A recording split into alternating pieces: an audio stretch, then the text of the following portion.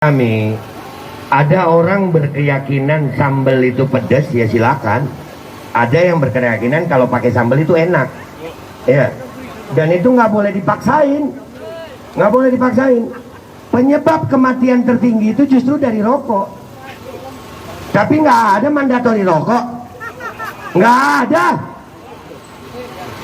Ya. Dan yang sampai hari ini yang menjadi pertanyaan di benak gue, semua yang bilang vaksin itu bagus, vaksin itu baik, vaksin itu sehat, disuruh tanda tangan tanggung jawab vaksin nggak mau. Semua, baik presiden, baik menteri kesehatan, atau vaksinator di lapangan, katanya nggak ada kipi, katanya nggak ada kipi. Di bulan Ramadan kita melihat pernyataan paling jenius. Apa? Dari pihak Kemenkes bilang, kalau mau mudik, vaksin sekarang supaya nggak terjadi kipi di jalan. Ini jenius apa goblok sih ya? Berarti kalau nggak boleh terjadi kipi di jalan, boleh kipi di rumah.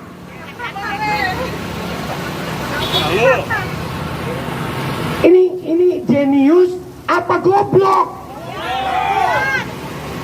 Gua nggak bilang goblok sih ya, gua nanya. Soalnya mereka kan pintar.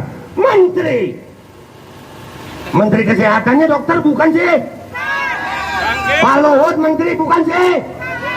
Giliran gue bukan dokter ngomong, dibilang bukan dokter. Adu data. Nah, karena kami minta adu data sampai hari ini nggak terjadi, kami berharap di Pengadilan Tata Usaha Negara, di sini kami menuntut keadilan. Panggil Menteri Kesehatan, panggil Presiden Jokowi untuk adu data dengan rakyat di Pengadilan Tinggi, Pengadilan Tata Usaha Negara, agar rakyat tahu Babe Aldo ini hoax apa bukan sih? Ya, kalau Babe Aldo hoax, tangkep dah. Jadi laki-laki itu bukan yang pinter ngecap. Jadi laki-laki bukan yang pinter bacot. Jadi laki-laki itu yang apa dibacotin dia tanggung jawab. Kami memang anti mandatori, bukan anti vaksin. Bagi kalian yang mau menerima risiko divaksin, silahkan. Bahkan kami tengarai, gara-gara pandemi ini, gara-gara pandemi, dokter-dokter kehilangan ilmu. Kenapa saya katakan begitu? Karena untuk masuk rumah sakit lu pakai tes, dites lu positif negatif tergantung alat. Darah tinggi pakai alat, gula darah pakai alat. Begitu hasilnya keluar, dokter-dokter itu cuma ngikutin protokol. Buat apa sekolah tinggi-tinggi lu? Sekolah kedokteran itu 6 tahun bro, 6 tahun sekolah kedokteran. Nggak perlu, nggak cuma bisa pinter doang, kudu tajir. Selain pinter kudu tajir, karena mahal sekolah kedokteran tuh. 6 tahun lulus, tiap tahun ribuan dokter lulus, ribuan. Yang mati paling puluhan atau ratusan. Artinya apa? Populasi dokter di dunia makin banyak. Mestinya kalau sesuai dengan ilmu kedokteran, dokter itu tugasnya menyehatkan manusia. Mestinya makin banyak dokter, makin sehat manusia. Faktanya makin banyak dokter, makin banyak penyakit. Penyakit udah aneh-aneh, aneh-aneh penyakit. Selain COVID, lu kira cuma COVID yang aneh? Kagak. Ada lagi katanya virus antraks, nyebutnya sapi gila. Ini dokternya apa yang sapinya yang gila? Sapi kalau waras makan rumput. Kira-kira kalau kita makan apa? Makan rendang. Sekarang ada virus baru lagi. Selain hepatitis misterius, sudah ditakut-takutin nama virus, namanya kayak nama orang Indonesia. Virus Hendra. Nanti nggak lama lagi bisa tuh ada virus Joko, virus Luhut, bisa macam-macam. Hendra ada. Nanti virus Babe Aldo. Sudah ada penyakit baru lagi. Ini ibu-ibu suka nih. Flu tomat. Beneran. Udah ditakut-takutin sama flu tomat. Habis ini flu bawang, flu cabai, flu sambal. Akhirnya itu flu udah kayak rumah makan Padang. Ini sebenarnya pandemi akal sehat. Kita jangan mau ditipu. Kita masih waras. Kita nggak percaya sama dokter-dokter yang jualan ketakutan. Karena dalam ilmu kedokteran, ketakutan adalah salah satu penyebab imunitas manusia menjadi turun. Dan itu telah dibuktikan oleh bangsa Indonesia. Bangsa Indonesia merdeka karena berani melawan virus ketakutan. 10 November di Surabaya, Bung Tomo berteriak melawan penjajah walau hanya dengan bambu runcing. Itu melawan virus ketakutan. Tahun 2022 rakyat Indonesia mau ditakut-takuti dengan virus yang tidak tampak. Kurang ajar, kita lawan. Sampai mati kita lawan. Karena saya mau kasih tahu sama hakim-hakim BT UN, kepada bapak-bapak aparat dan semua yang mendengarkan suara saya ini. Kita bersuara atau kita diam, kita juga mati.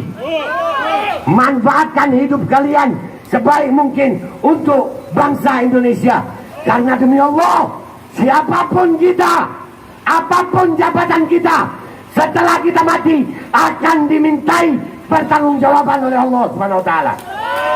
Dan gua mengajak semuanya, kita walaupun sedikit, kita akan melawan. Karena kita tidak pernah kecil, karena kita bersama Allah Subhanahu wa taala. Allahu Akbar. Allahu Akbar. Allahu Akbar. Sekarang kita dengarkan keluh kesah dari pedagang yang selama ini mendapatkan imbas dari kebijakan PPKM yang kurang ajar. Pejabat-pejabat mah enak ya PPKM ya. Iya, malah kaya ya.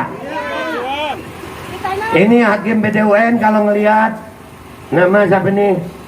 Kang Ujang dari Sumedang. Dari Sumedang. Ya. Profesi? Pedagang tahu. Selama ini gimana PPKM? Tahu ekspor nggak?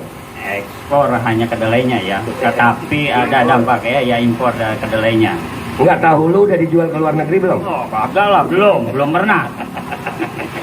Gimana? Sampein deh sama hakim-hakim BTUN, kira-kira pesennya apa nih?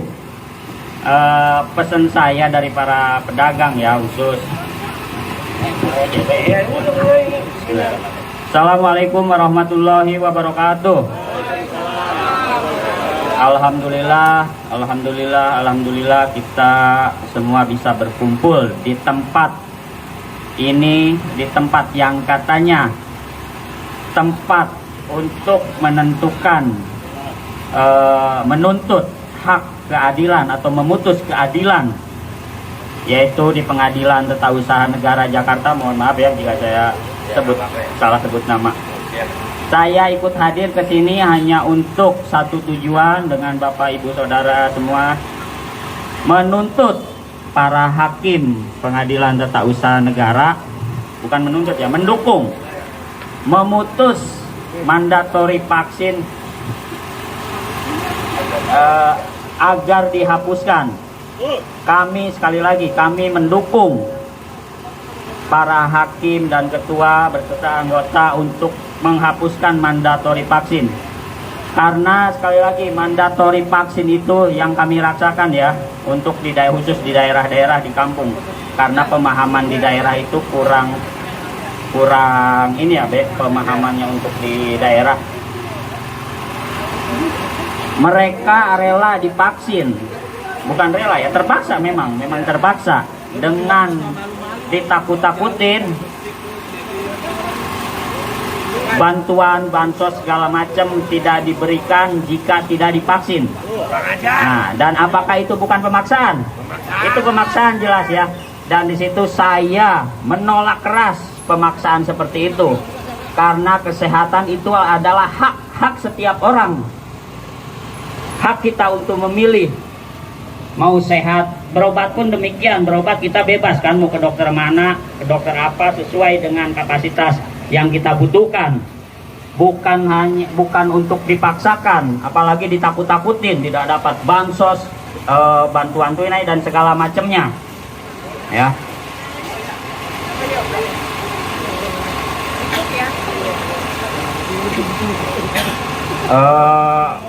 Mohon maaf nih, baru tinggal Bapak. Jualan tahu dalam PPKM. Oh, sedih banget Bre ya. Semenjak ada pandemi ya, awal 2020, yang jualan itu benar-benar terdampak sekali ya, dari mulai penjualannya, untuk keberangkatannya yang dari daerah sampai disekat-sekat. Pernah saya setelah lebaran ya berangkat ke Jakarta, nggak bisa berangkat Be, karena di Kerawang dicegat. Niat mau usaha dari daerah ke sini, ternyata di Kerawang disekat, nggak boleh masuk, harus balik lagi. Nah, itu kan sudah menjalimi kami sebagai pedagang kecil ya, yang tadinya untuk usaha mencari nafkah, sekarang nggak boleh karena dengan alasan itu, katanya ada penularan virus yang nggak kelihatan lah wujudnya. Itu saja dari saya Be, mohon maaf jika ada kurang karena saya baru pertama ini orasi. Assalamualaikum warahmatullahi wabarakatuh. Waalaikumsalam warahmatullahi wabarakatuh. Ya, dan perlu gua kasih tahu sama semuanya bahwasanya sidang hari ini masih e-court dengan agenda kita dari penggugat menjawab tergugat 1, Menteri Kesehatan, dan tergugat 2, Presiden Republik Indonesia hari ini memberikan jawaban gugatan. Nanti akan kami bahas tentang jawaban dari tergugat 1 dari Menteri Kesehatan, dan itu akan kami tampilkan di media. Jadi tuntutan kita jelas bahwasanya mandatori vaksin adalah melanggar hak asasi manusia. Mandatori vaksin itu adalah kami duga terjadi kejahatan kemanusiaan di situ, karena tidak sedikit orang-orang yang terpaksa menerima vaksin dengan alasan kemiskinan dan butuh bantuan, dan setelah divaksin mereka bahkan ada yang meninggal dunia, dan itu terjadi di Lampung. Dan setelah meninggal dunia nggak ada yang bertanggung jawab, yang sakit tidak ada yang bertanggung jawab. Ini namanya kurang ajar. Dan selama 3 tahun, hampir 3 tahun ini ya, udah mau 3 tahun pandemi, pejabat itu kenapa kami bingung juga, KPK itu gunanya apa sih? Udah males udah ngomong sama KPK. KPK tugasnya cuma ngumumin harta kekayaan pejabat. Tugasnya KPK ngumumin harta kekayaan pejabat. Dia cuma ngasih tahu harta pejabat naik, harta pejabat naik. Sementara harta rakyat yang sengsara nggak pernah dipikirin sama KPK.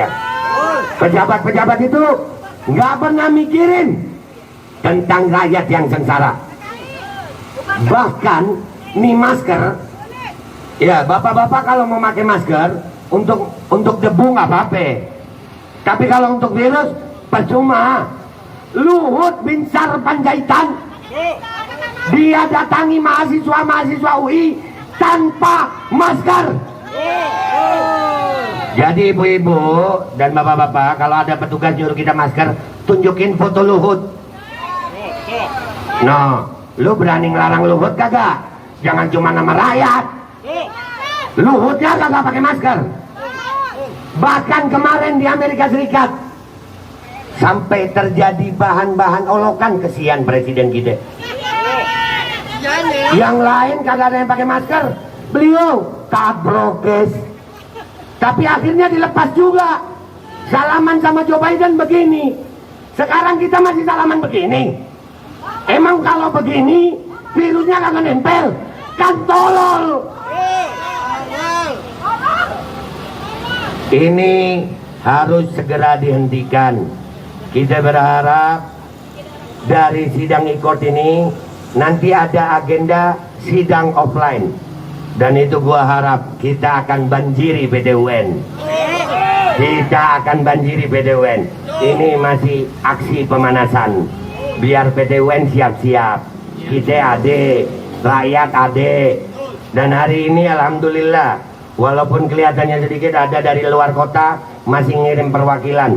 Ada dari Gresik, ada dari Jawa Barat, ada dari Sumatera Barat, ya, ada dari Magelang. Dan ini baru perwakilan. Agenda sidang offline kita akan hadir. Kita akan lihat itu Menkes jawab apa sih? Ya, kira-kira Kemenkes itu punya data nggak sih? Ya, karena kemarin ada Siti Nadia Tarmizi, manusia yang paling sering muncul di media untuk urusan COVID. Padahal ngomongnya begitu-begitu aja. Giliran ada vaksin yang ditengarai bisa menyebabkan blood clot. Vaksin dari Johnson & Johnson. Lu tahu apa kata Siti Nadia Tarmizi? Tahu nggak lu? Tanya Bepom. Kan tolol ya. Lalu terus jadi juru bicara Kemenkes cuman bisa begitu. Ayo dong, tanggung jawab. Dan aksi kita akan kita tutup setelah ini dengan doa. Kita kasih tahu, kita nggak usah lama-lama di sini. Yang penting mereka tahu aja, hakim-hakim PT-UN tahu. Dan insya Allah aksi kita hari ini tersebar di lebih dari 100 media lokal dan internasional. Dan mudah-mudahan jadwal sidang PT-UN akan tetap diumumkan. Dan gua berharap dengan kita nanti berkonsolidasi dengan aliansi rakyat lainnya, kita akan membanjiri. Karena kebetulan hari ini sebetulnya ada aksi-aksi yang bisa bergabung jadi satu, cuman terpecah. Karena ada dari KRL KKN juga ada aksi hari ini, petani sawit juga ada aksi hari ini. Jadi memang kalau mau diurut-urut, sumber utamanya presiden sih ya. Presiden kita ngomong di dunia internasional tuh, scroll tab, scroll pakai tab. Yang jadi masalah, gue nggak malu sih, gue nggak malu, wajar aja kalau nggak apal, ya. Tapi kalau sampai scrolling, itu artinya tulisan yang ada di tab bukan berasal dari otaknya dia. Padahal kan presiden kita keren, punya otak juga. Tapi kenapa pakai ngandalin otak orang lain? Itu mudah-mudahan di sini kita juga menggugat Presiden Republik Indonesia. Kita adalah rakyat Indonesia yang paham hukum, taat hukum. Kita tahu bahwasannya hukum di atas segala-galanya. Mau dia presiden, mau dia menteri, mau dia habib, mau dia ulama, mau dia rakyat, semuanya harus taat hukum. Dan gua ingetin buat hakim-hakim PT-UN, kalian adalah wakil Tuhan di muka bumi. Urusan memutuskan, kalian akan berhadapan langsung dengan Tuhan. Jangan sekali-sekali kalian menggadaikan amanat Tuhan kepada kalian. Karena demi Allah, siksa Allah di dalam kubur amat pedih. Dan saya ingatkan kepada kita semuanya di sini, mari kita berdoa bersama-sama agar Indonesia insya Allah akan terbebas dari segala macam bentuk penjajahan. Penjajahan oligarki dari segala bidang, dari bidang perdagangan bidang kesehatan. Yang paling bahaya ini adalah bidang kesehatan, karena besok tanggal 22 sampai 28 Mei di PBB akan segera menandatangani WHO Pandemic Treaty.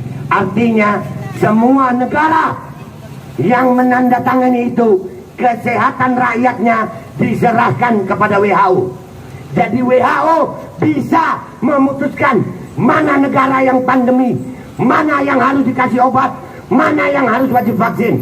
Dan demi Allah, gue pribadi nggak rela kalau Indonesia harus jadi kacung WHO. Karena Indonesia punya orang-orang pintar. Tahun 2000 berapa itu Ibu Siti Fadila berhasil memutus pandemi flu burung. Dan itu banyak di Indonesia. Orang pintar di Indonesia. Yang sedikit di orang Indonesia yang sekarang adalah bukan hilangnya orang pintar, tapi hilangnya orang yang berani dan cinta kepada bangsa ini. Sekarang kepintaran, keilmuan bisa digadaikan dengan uang. Hukum bisa dibeli dengan uang dan jabatan. Demi Allah, kalian yang melakukan itu semuanya akan terkutuk di dunia dan akhirat. Mudah-mudahan ya Rabb, kita minta kepada Allah agar memberikan hidayah, inayah kepada hakim-hakim PT UN, agar bisa memutuskan seadil-adilnya untuk gugatan rakyat kali ini. Hukum penjahat kemanusiaan, hukum siapapun orangnya, tidak peduli apa jabatannya, tidak peduli sebagaimana kekayaannya. Rakyat Indonesia adalah rakyat yang merdeka. Kita tidak mau menjadi pengkhianat bagi bangsa itu sendiri. Mudah-mudahan Allah hinakan, Allah binasakan siapapun orangnya, orang yang mau mengkhianati rakyat Indonesia. Amin ya rabbal alamin. Aksi ini kita tutup dengan pembacaan Fatihah agar hakim-hakim PT UN dan siapapun orang yang mau mengkhianati rakyat Indonesia, mudah-mudahan Allah tunjukkan di dunia agar mereka hina dan binasa. Tapi kalau mereka memang benar-benar jujur dan adil demi rakyat Indonesia, mudah-mudahan Allah selamatkan, Allah jadikan hidupnya hidup bahagia dunia dan akhirat. Ala dunia wa ala kulli niyatin salihah wa ila hadratin Nabi Muhammad sallallahu alaihi wasallam bi qabulil Fatihah.